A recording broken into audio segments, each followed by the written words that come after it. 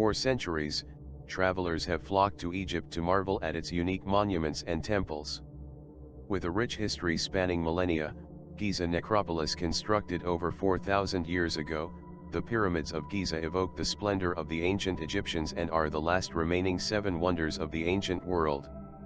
And how and who built the pyramids is still a mystery.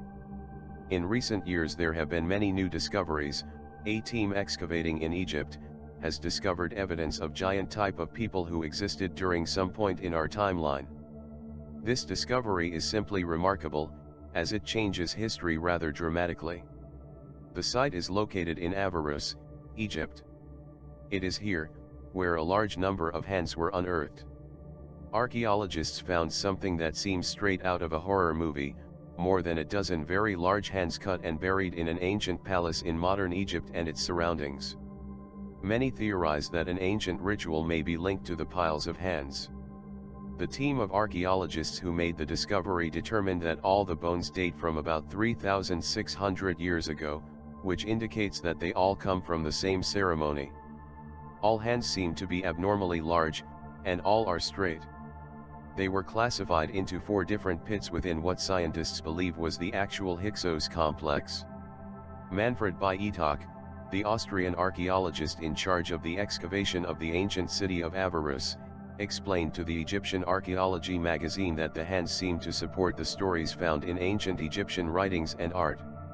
Although this would be the first physical evidence that this is true, the oldest sources seem to indicate that the soldiers cut off their right hands, and in return, they would claim a golden reward.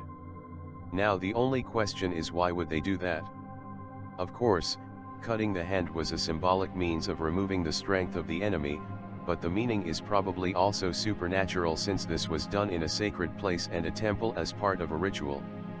Strangely, the hands were not evenly distributed among the holes. Almost all of them were in 2 of the pits, while the other 2 had only 1 hand each. So far there is no evidence to show what kind of people these hands belong to. When asked to explain why he thought this ritual could have been carried out, Bietak said, "You deprive him of his power eternally. Our evidence is the first and only physical evidence. Each hole represents a ceremony."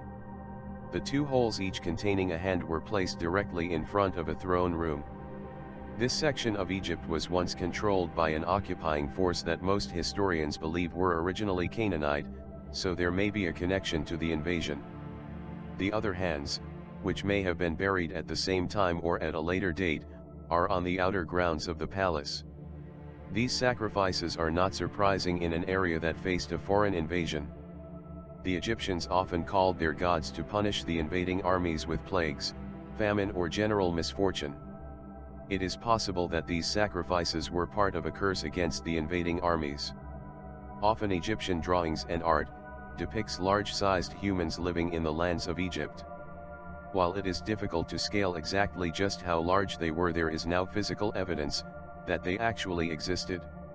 It would be interesting to get the exact size of these oversized hands.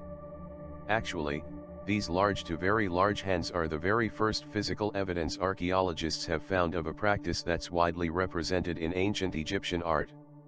Some think that these hands were presented in such a way to impress the rulers. Sometimes the soldiers would cut off the right hand of their enemies and later present them to their leaders. After this, they would hopefully be impressed enough to give the soldier some form of monetary wealth like gold in exchange. There is much more that needs to be investigated, but many signs point to this being a kind of ritual for a god or gods. It is not really known who these hands belong to. But the fact that the hands were abnormally large indicates that these people were specially selected, which is more characteristic of a sacrifice than killing an invading army. The fact that 2 hands were buried separately may indicate that these offerings were intended to be especially satisfactory to the gods.